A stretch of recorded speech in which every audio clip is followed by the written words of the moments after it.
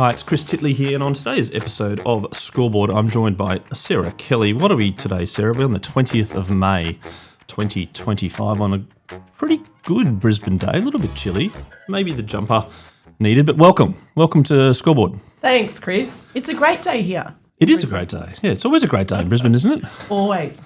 Now, Sarah, how's your morning started? How's your week been so far? Oh, it's been a good week. We're only on Tuesday, aren't we? We are, Tuesday, so that's right. Yep. It's all these long weekends lately have really thrown me. I don't know about And you, we had Chris. Alfred, don't forget.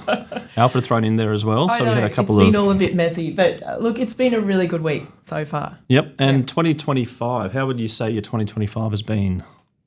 It's been good. It's been pretty hectic, actually. It feels like yesterday was January all on holidays, but it's actually we're now into Yeah, May. we're like 39% of the year or something done already. And footy season almost halfway through, and so many. It goes pretty quickly, doesn't it? Now, Sarah, your involvement in sport goes very, very deep and a long history. I'm going to go, before I get into all what you represent in sport right now, I'm going to go back to your childhood about when your first interest in sport started. Do you remember something back in your childhood that you're like, wow, this is cool? Way back. Yeah, absolutely. Our whole family, my grandparents, everyone was into sport. I remember summers down at Bilinga at the Gold Coast with all my cousins, my family. We'd all crowd round and we'd do the beach cricket, surfing, nippers, life-saving, the whole thing. You come inside in the afternoon, crowd round the one TV. I think there was a black and white TV. I am old, but not that old. But it's just my grandparents didn't have. They didn't have the colour TV, which was probably a wealth thing. It was like, it was a very it was a bit like the air conditioning back in the day. It was like for the rich people, right? Yeah, but it was a great property there, right on the beach at Bilinga, which I have great memories of. But then we'd all crowd around and watch the Australian Open tennis, the cricket. Great memories. And then Dad would always take us to the State of Origin over at Lang Park in the day, Suncorp now. We'd go to Ballymore and he dropped me on the hill as a teenager while he went with the corporates over with some of his, he was in the pub industry, so they were always sponsoring sport along the way. Mum was a really good athlete and always encouraged my brother and I to participate in sport, which we always did as well. So I was a swimmer, a netballer, a runner. I loved it all.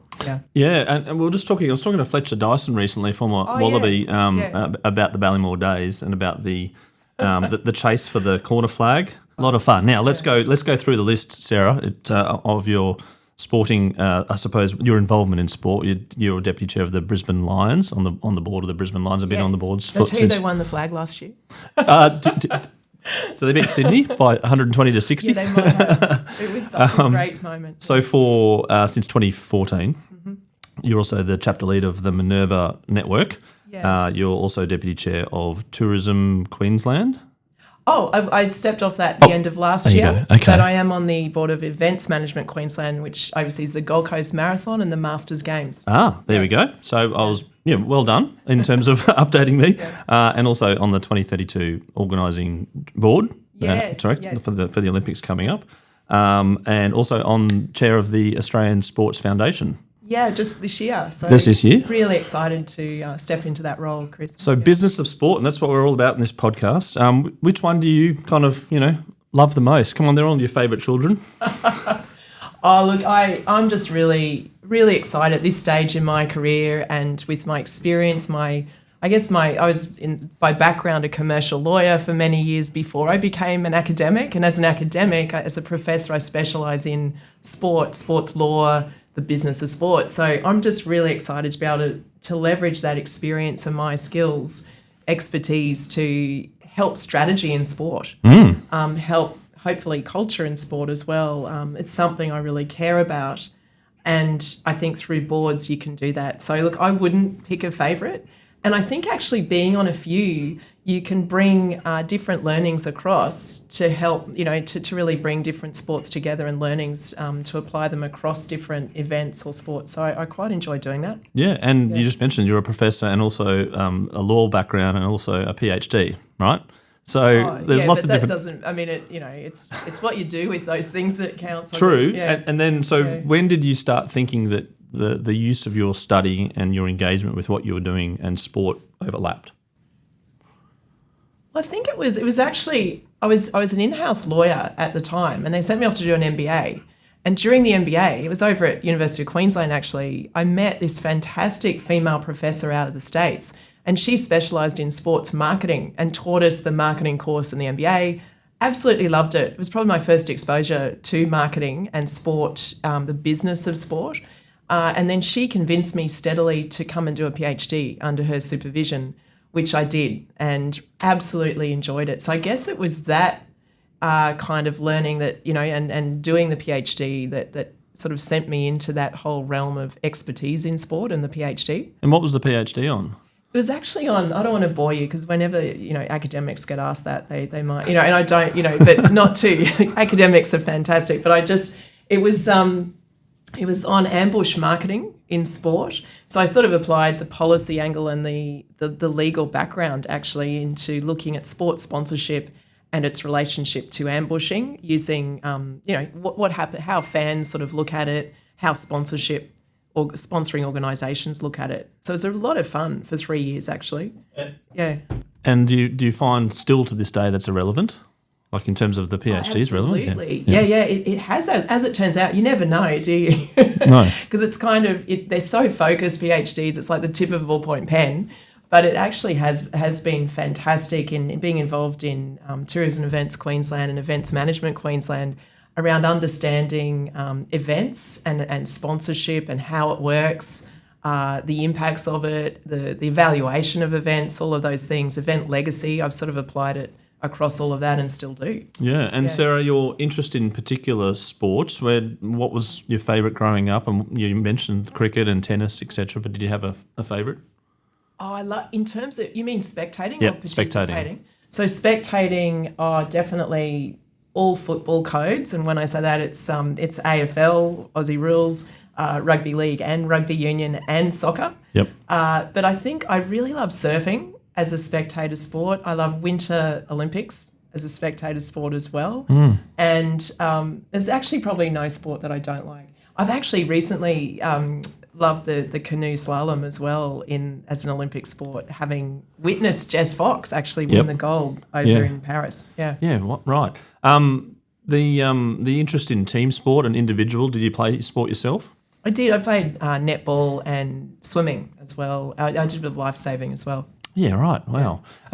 Let's go to 2014 when you joined the Brisbane Lions. They weren't going so well then. No, we were wooden spooners. Yeah. It was a disaster. Yeah, and you want to talk about the process of how you joined then. And I suppose, looking back in retrospect at that time, what's changed now, 11 years later plus a premiership? Oh, so much has changed, which we're all really proud of, actually. But I guess back then, I think there were a few spaces left on the board. There'd been a bit of a board spill, and my husband and I have been long-term Lions members, always gone since Bears Carrara days down the coast. And with my expertise, I'd finished the PhD in sports marketing, and they needed marketing because there were financially it wasn't doing fantastically. There was also the fact we were not winning, wooden spooners. I think some of the other codes in Brisbane were doing really well, and when that happens, there's a few fickle fans that bandwagoners will call them that move around codes. Totally understandable. Winning does matter in sport to an extent. So, it was Lee Matthews actually called me over at the uni and said, would you be interested? We know you're a member. And Mick Power and Lee interviewed me in the first instance, and then I spoke to Bob Sharpless at the time was the chair. So then I was lucky enough to be asked to join the board. And yes, it was very the first female board member at the time there. Yeah. Yep. Yeah, and then very challenging times for the club, obviously. But I think we then replaced pretty much every key leadership role in the club within that first year.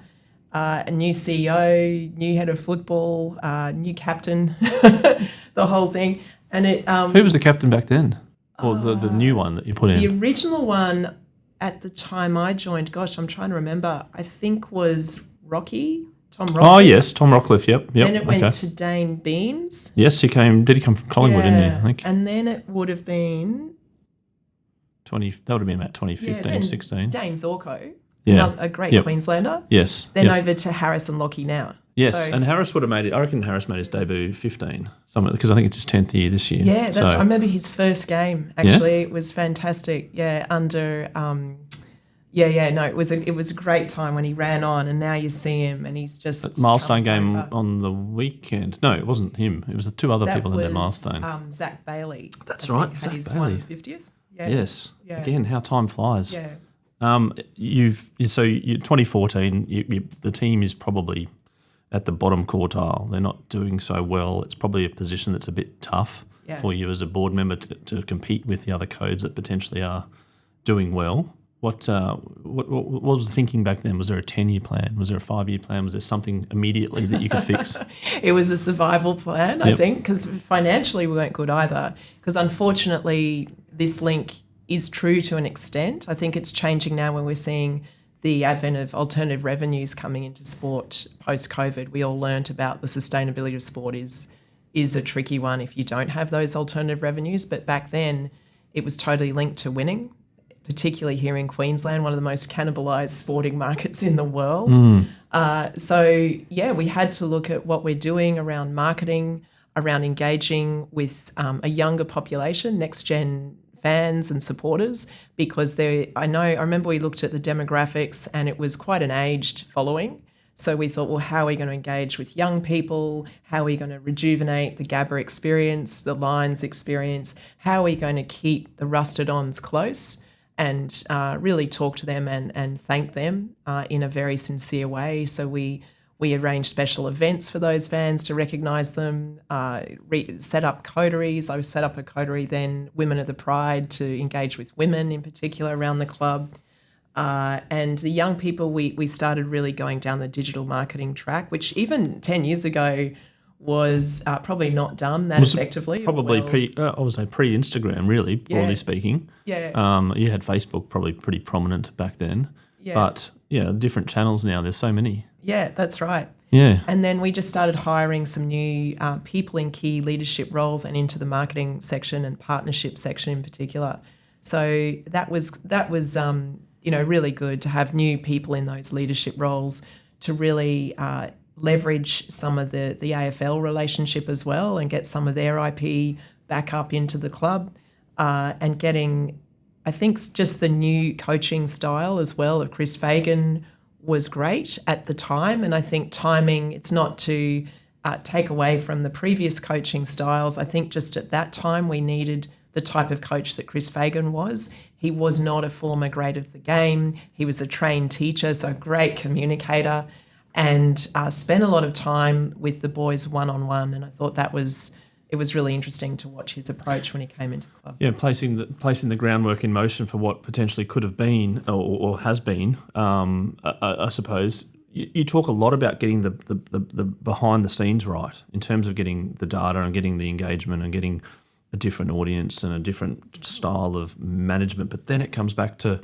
as you say, a bit of bandwagon. It comes back to the popularity of AFL and what they're doing at grassroots. There's like a whole different macro outside things that can change things. And if the team loses, then it's all probably a little bit harder. But you've kind of had a bit of a win on all fronts in terms of participation at AFL level and the Lions. How did you go about balancing, doing everything right, you think, behind the scenes, and then maybe not getting the results that you might have thought on the field? Oh yeah, that's always the hard bit. Yeah, and that's why we love sport, right? The swings and roundabouts, the uncertainty, it makes it both a challenging and really exciting domain or field to be involved in. And that was really tricky because no matter how much strategy you apply to any situation and how much will you have across the whole club and all the supporters, we can't make it happen on the field. So, and we had a really young list. We had to sort of start again with our list, more or less, and really make sure. And we know statistically age and number of games predict the outcomes for a team pretty much. So we had to sort of wait really a few years until we could make sure that our recruit really well and get the list right so that get enough games into them so that then they'd start performing. I think on that front too, it was really interesting. We got new list managers in and, credit to Dom and the team there, Dom and Steve and the team, combined with the the really compassionate sort of approach that Fags took in hiring on personality as much as the skills. They ran the numbers. They're great on analytics. They were great on watching the talent and the talent ID around the country at the time. So they recruited really, really well. And I think a lot of the credit needs to go to them, people like Danny Daly as well in our club. Our football manager was recruited around that time as well. And they've just done a great job as a team, I think, all very complementary in that sense.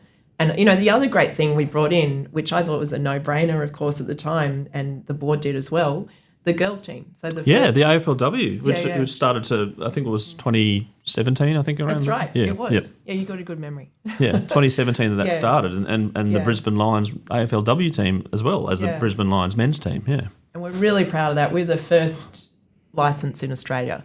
So when the national comp was announced, we said, we're in.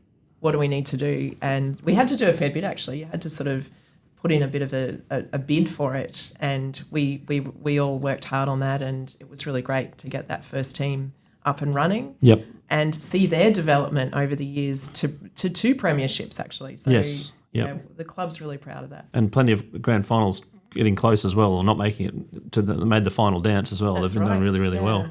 The collaboration between both teams, I was actually in Sydney last week talking to Victoria Denholm about their purchase of the WNBL. Oh, yeah. The WNBA has seen sort of teams that have got different names to their men's team, and it's sort of been a bit of an independent entity, and Victoria's talking about that potentially in the WNBL, like the New York Liberty versus, they've got the New York Knicks, two different teams, but the AFL and the cricket sort of tend to have the same name, same colours, same training facilities. Wondering from your point of view, the benefits of that, I suppose? Yeah, look, it's a really good question, and it's probably a little bit under-researched. I've been collaborating with a team around the start of that a little bit, around do you go effectively a brand extension or is it a new name, or is it, not name's one thing, but certainly like is it completely different facilities and this and that and whatever and separate, Yeah, but I've sort of come around. I think it can be a good thing either way, actually. And I think what really matters is how women's sport in general is positioned to the market as a distinct product.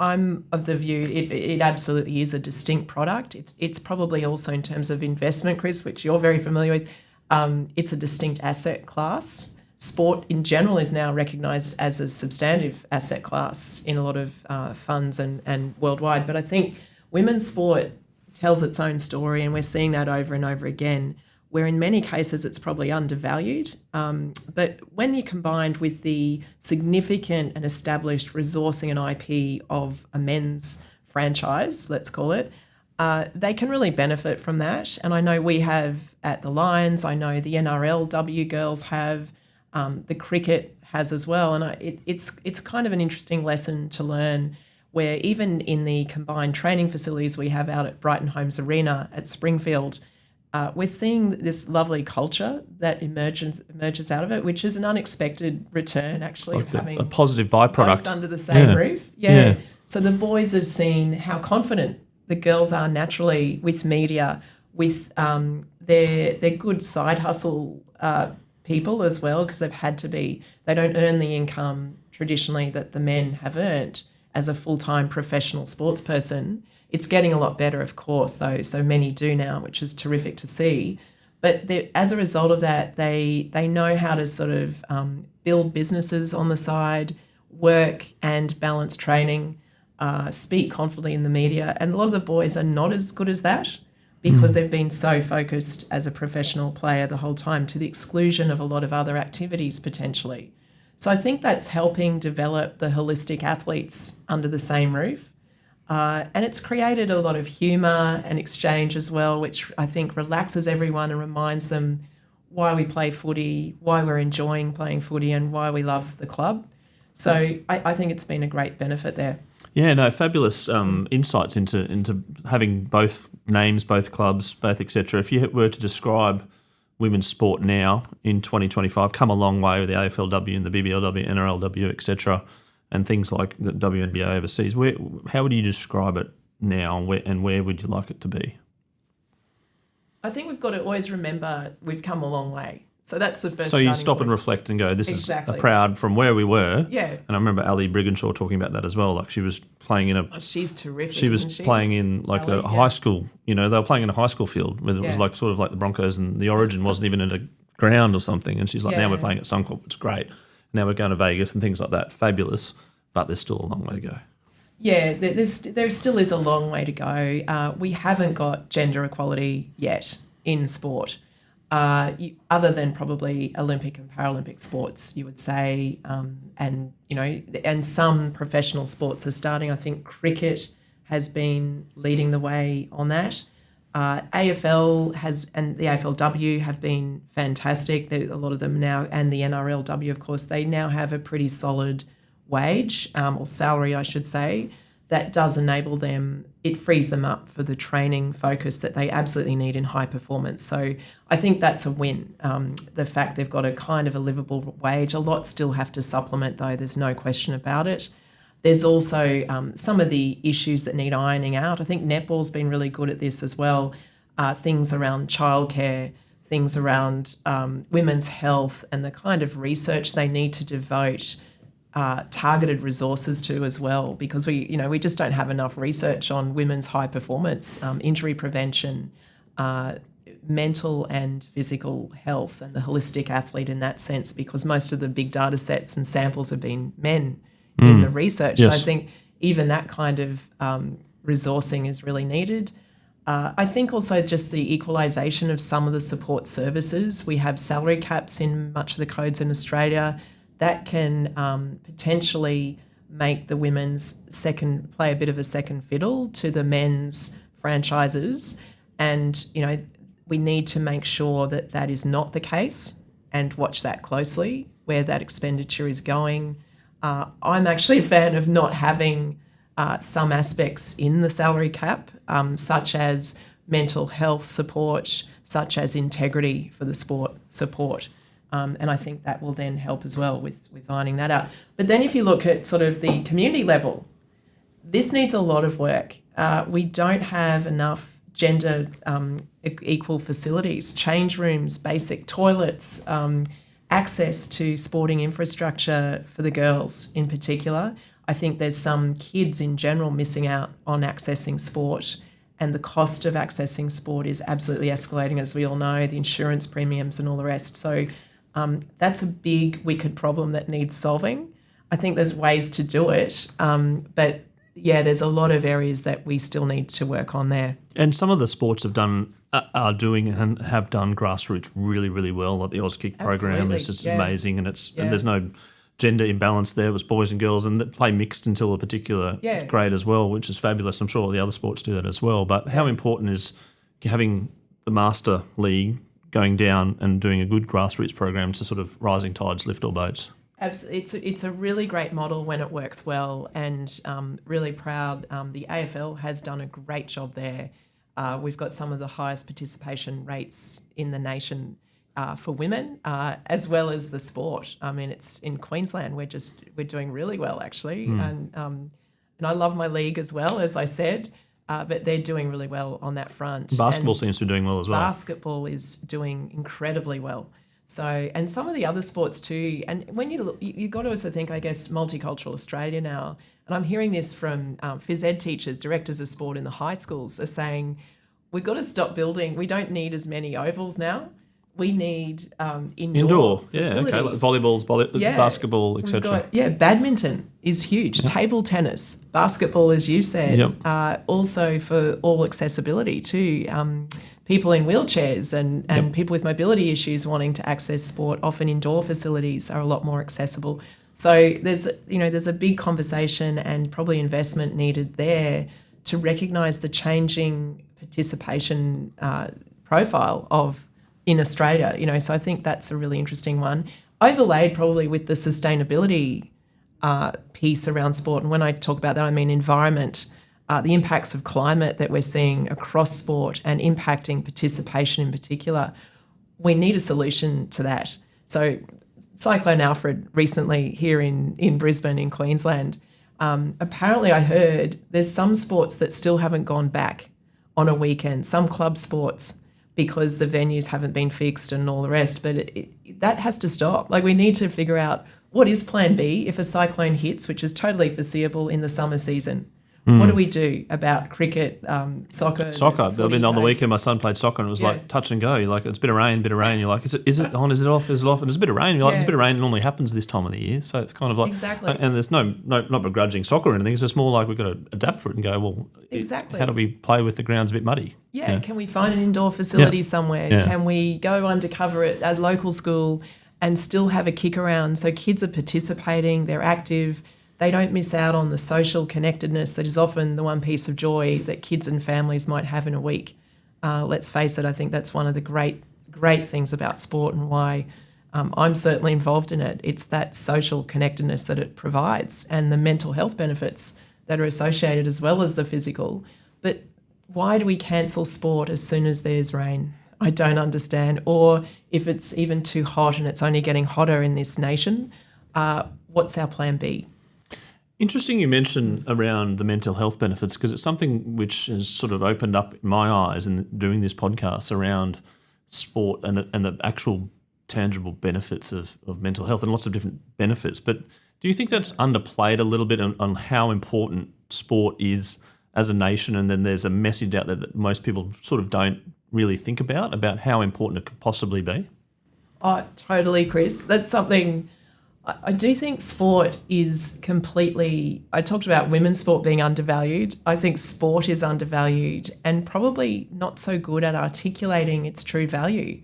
We often in sport, we go cap in hand to philanthropists, to government, asking for the support we need because it does serve a really important economic and social purpose. But to articulate the benefits of it, it's not just about physical health benefits, which is economic and social. It's also about things like sports diplomacy and cultural diplomacy as a key cultural magnet in our community, just like the arts is as well, actually. I think sport and the arts play such an important role in connecting people in a diplomatic and a political sense that way, whether internationally or locally. And I know at all the sports here do it, but I know I'll use the Brisbane Lions as an example. We partner with Multicultural Australia.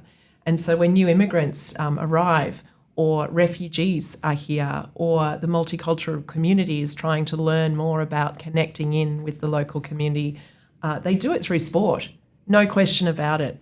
And so to hand out jerseys to under-9s in local community sport at the beginning of a season, we'll keep those kids in the sport. We've found that actually works. So, I think there's sports diplomacy, there's the idea around sports technology as well and how it can play a part in getting more kids into STEM and keeping them in education as well. We know with elite athletes who also study, they are more likely to perform well in both. Yep. So, how can we use sport and activity to keep people or young kids engaged in education and in society and with each other, connecting in person?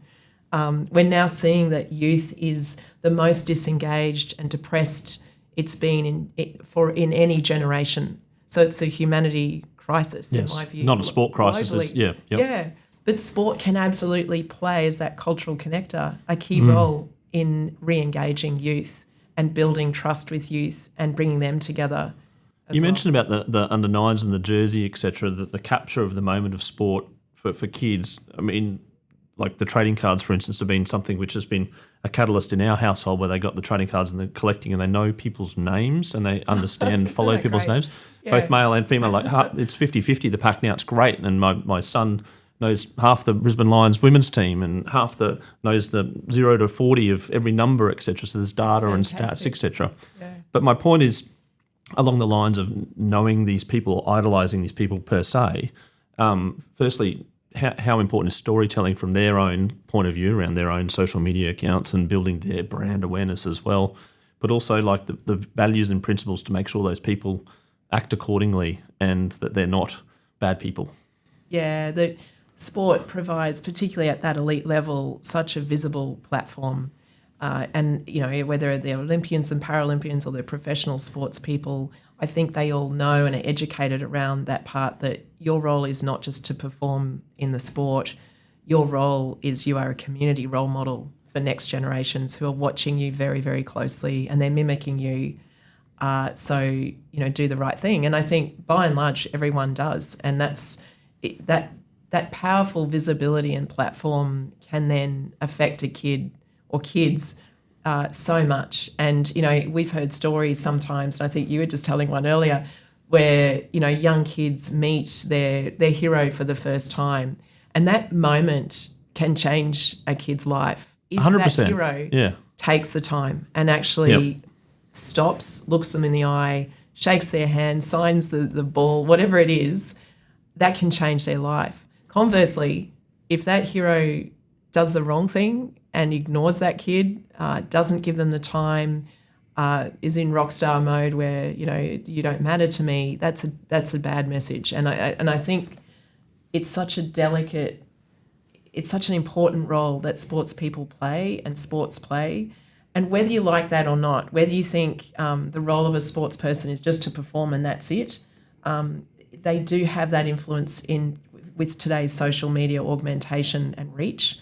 And that's another reason I think sport is undervalued. Sponsors evaluating sports investment only look at pretty much above the line kind of metrics.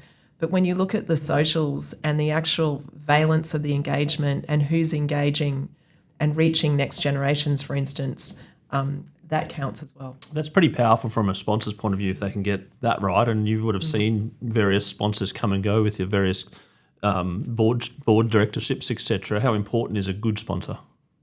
Oh, it's vital. And they're really partners when it's done really, really well. And we've got some fantastic ones who are really, and in fact, a bit of a macro trend in sports sponsorship is absolutely to look at the community engagement side. What community programs, sport for good programs that look at those social impacts, the broader impacts that sport can have.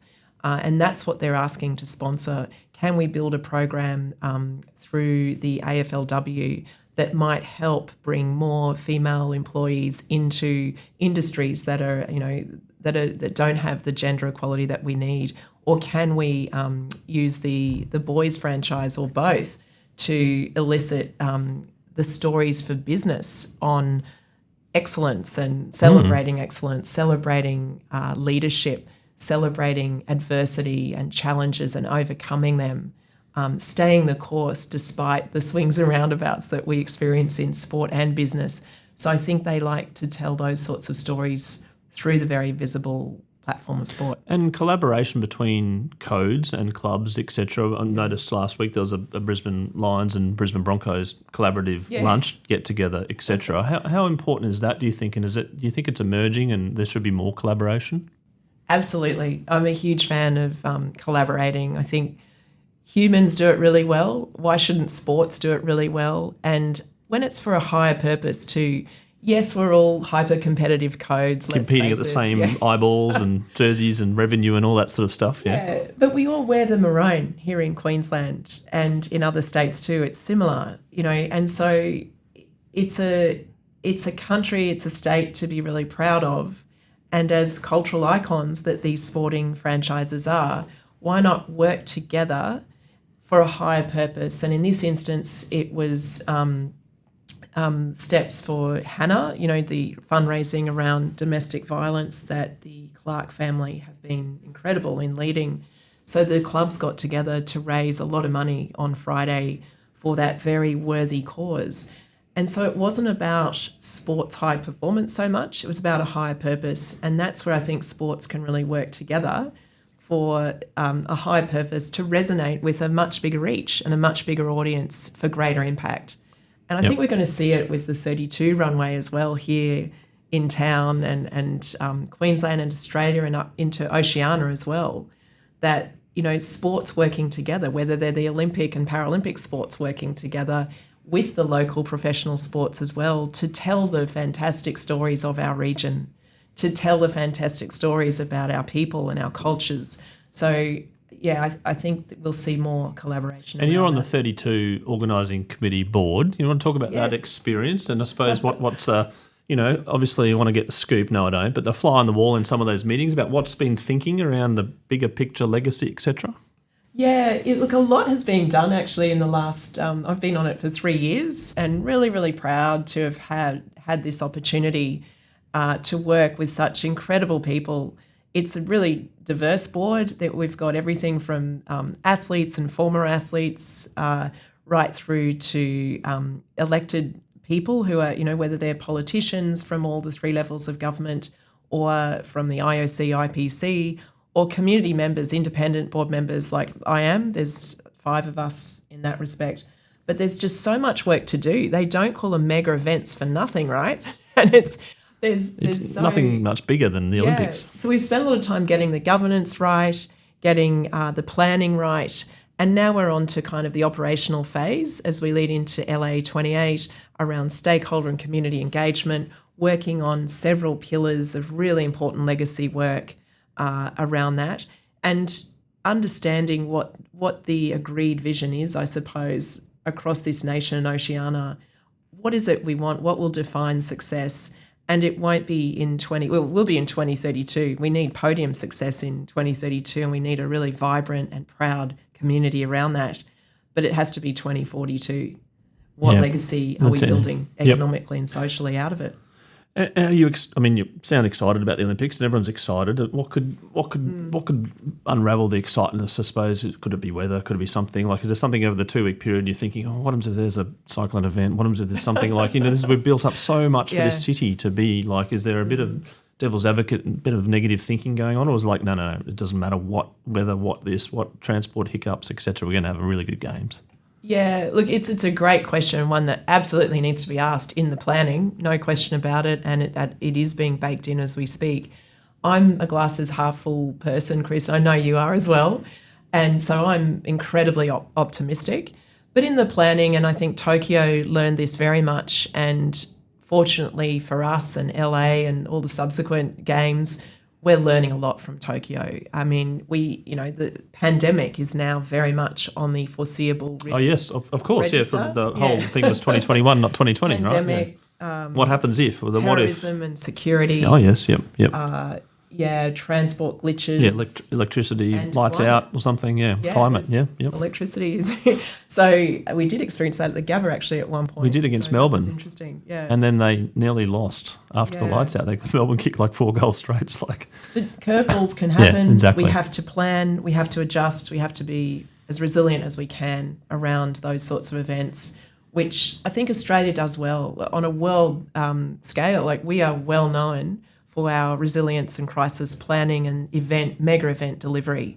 We do it well. So I think we can be optimistic around the sort of IP we have currently, let alone what we're learning from the delivery in this day and age of mega events around the world. You touched on the word resilience. You must have seen a fair bit of ups and downs in your business life. You seem resilient as a person already. Do I? Yeah. Are you? Are you resilient? Is it one of your traits you think is one of your superpower traits? Yeah, look, I think I am. I'd probably say that. That being said, maybe, I can be disappointed like the rest of us. I can get sad like the rest of us, absolutely. But I think as you get older and have a few pretty tough experiences in life, you gain perspective, and that ability to kind of zoom out when something ostensibly really bad is happening and you're thinking, oh, this isn't that bad. We can get through this. Perspective's different. Yeah, okay. We can just problem solve this. It's been done before. We'll get through. And so the light in the tunnel is always there.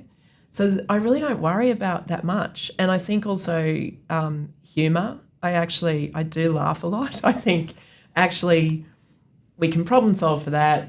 And you know what?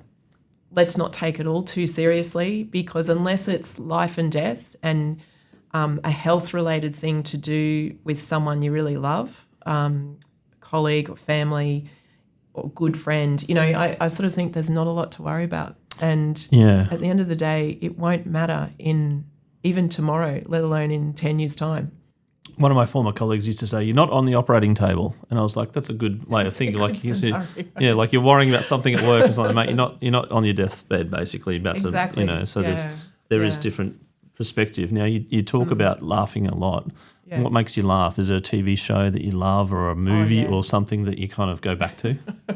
Absolutely. I love Seinfeld.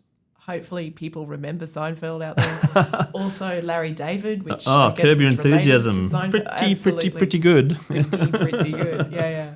Oh, he makes me laugh. Did you watch the last series recently? I did. Yeah. And I was quite excited Springsteen made an appearance there too. Yeah, and I love that the reenactment of Seinfeld coming back with what's his name?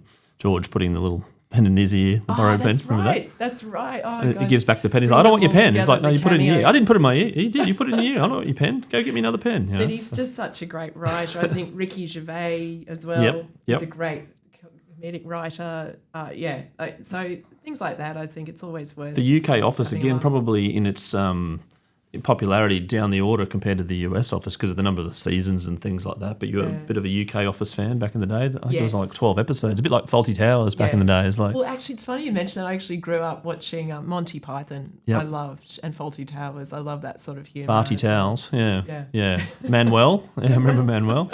Oh, we could go on forever. Let's talk about your life and in regards to this thing that I do call the scoreboard moment, which is a moment in your life which is a bit like a sliding doors moment, but also like a bit of a Kodak moment. It's quite visible, but from that moment on, you're like, I remember that, and now I've changed this behaviour or something's happened. What's your scoreboard moment, Sarah?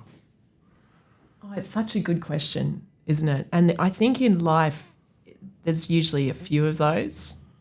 For me, the first one was losing my mum.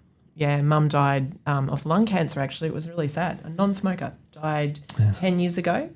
And then dad died 2 years ago. So it's probably those two moments, I think, when you lose your parents, both of them, it really, you feel just so at sea. It's the worst. It's really tough. It's expected grief, though, in the order of life, right? But when it does happen, you sort of think, okay, it's over to me now. I'm the oldest in the family. It's like, okay. And it's how it goes. But you sort of think, the mortality hits you in the fact you're up front, and you think, well, that's what the learning is that's very positive out of it all, is there's no time to waste.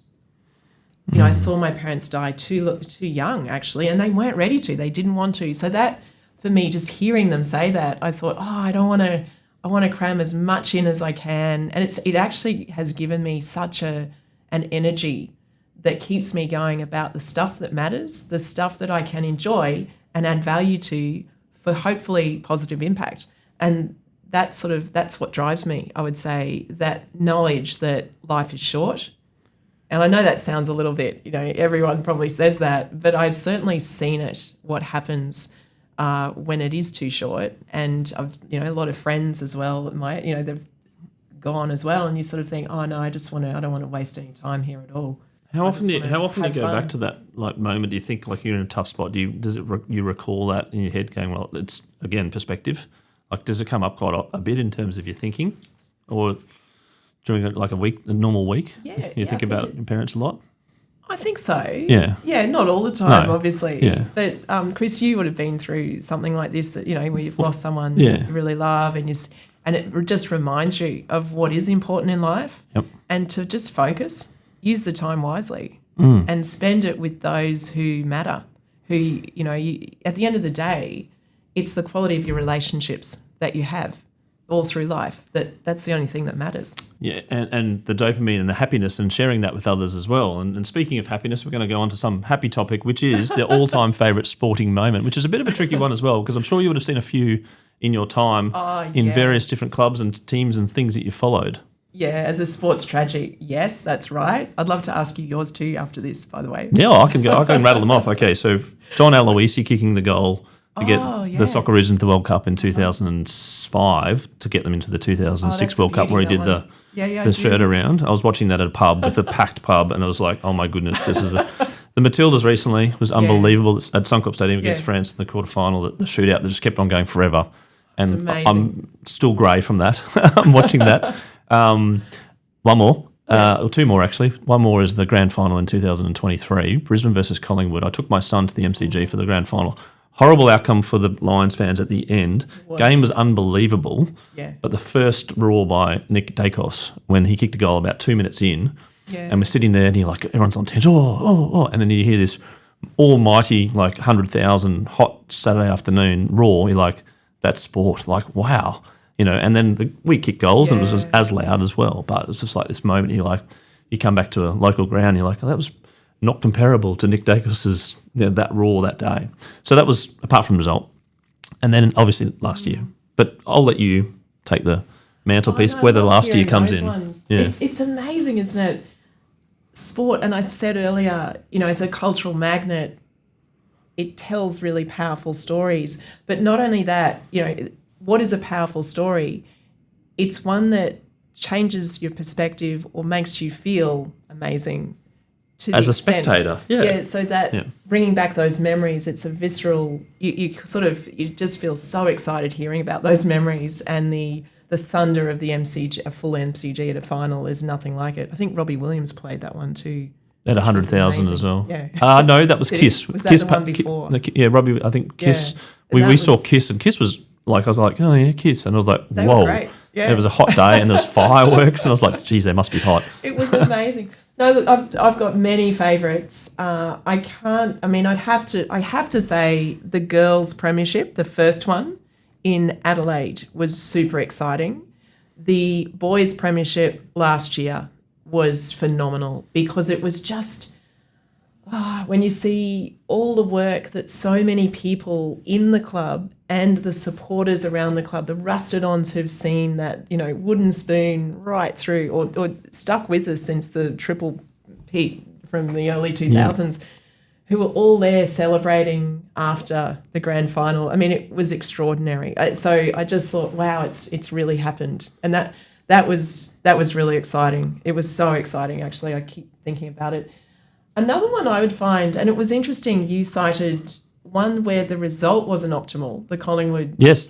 The game was amazing, final. but it was like at the end you had this... But it was how it made you feel, you and your son. Yep. And, I would say moments like the Cedric Ash Mahoney moment, I thought that was really interesting as well during the decathlon. Do you remember that? No, I don't. A couple of years ago, where he helped Ash by running with him. It was just one of those ones to get over the finish line, was it? An athlete sacrificing to get someone else through who was more likely to win the medal. And, that's true teamwork.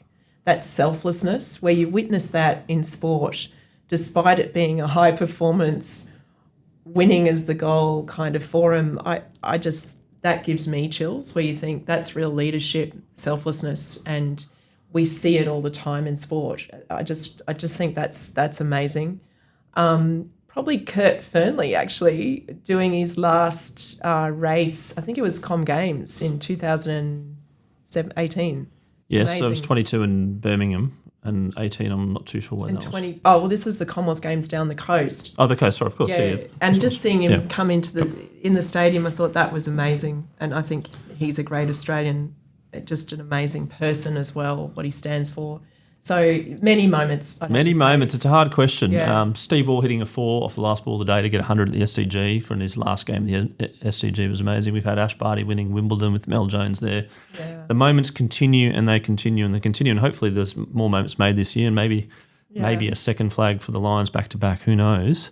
We won't get complacent. No. Well, it must be tricky coming off a win like that to go again. Like, it's a harder thing than obviously those that are seeking. And Sydney's found that little struggles as well in regards to getting to the final. Now, so I've got one final question, and that is to kids out there now who either want to potentially be a high-performing athlete but also potentially want to stay involved with sport, play casual sport, or at least maybe even be like yourself and being in the business of sport. What's some advice that you can give them? Go for it. I just think we need good people in sport. We need smart people in sport. You might be a kid out there who prefers who will never maybe be a high performance athlete, and that's okay. What is important is that you stay active and you have a crack. It could be handball, it could be backyard cricket, it could be swimming in the local pool. pickleball, whatever it is, it's okay. Just stay active. That would be the first thing I would say. And secondly, if your skills are maths, if your skills are music, if your skills are creative arts, all of those are applied into sport, the sports experience, high performance in sport. So I do think you are needed very much by this burgeoning sector globally. And it is one of the most exciting sectors because you have such diverse teams truly collaborating for high performance together. So I just find that very, very exciting. And I think with the advent of technology as well, that's going to overlay an era of sport and entertainment never seen before that I think next gens will serve a really important purpose in. So plenty of jobs. Yeah, so go for it. Sarah Kelly, thank you so much for being on Scoreboard, the podcast today, to share your story and your involvement with sport, some commentary around AFL and where things are going, and obviously the use of technology moving forward, and of course 2032. Thank you for coming on. Thank you for sharing your time and looking forward to catching up. Thanks, Chris. My pleasure.